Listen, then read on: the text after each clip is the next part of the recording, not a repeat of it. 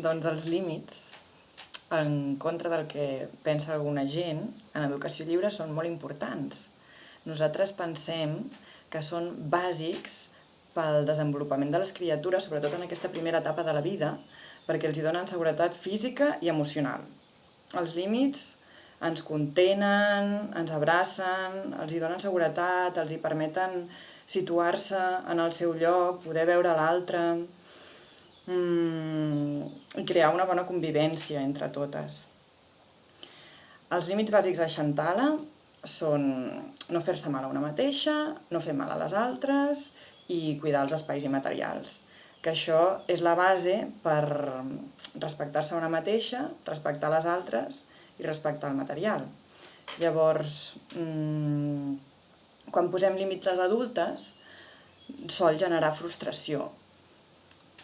Quan posem límits les adultes i quan posen límits entre els iguals, també, en el cas dels conflictes. Llavors, aquesta frustració que li crea la criatura pot sortir en forma de plor, en forma de ràbia, en forma de tristesa, en forma d'inhibició.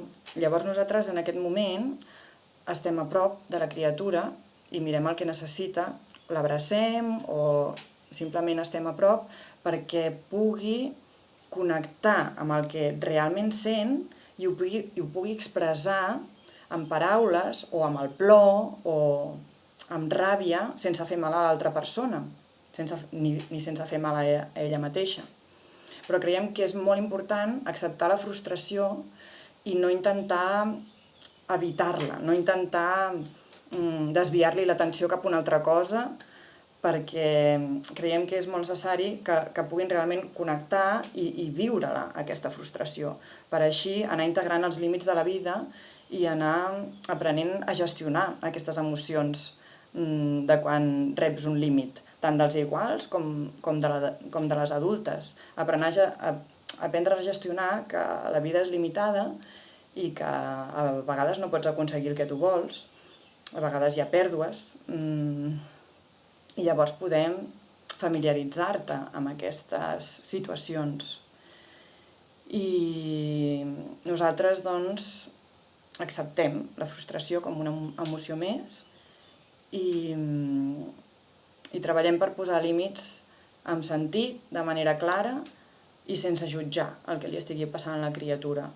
Al contrari, intentant comprendre el que hi ha darrere d'aquesta frustració. Fins i tot a vegades la frustració no és pel no que li acaben de dir, que no pot tenir aquesta joguina perquè la tenia un altre nen o nena, sinó potser és una frustració o és un plor que ve d'alguna cosa que li ha passat abans o d'alguna tristesa que té a casa, que en un moment familiar. Llavors també la frustració o el plor en moments de conflicte sorgeix per descarregar tensions que tenen a casa, necessiten plorar a vegades. Nosaltres estem a prop per poder-ho acompanyar.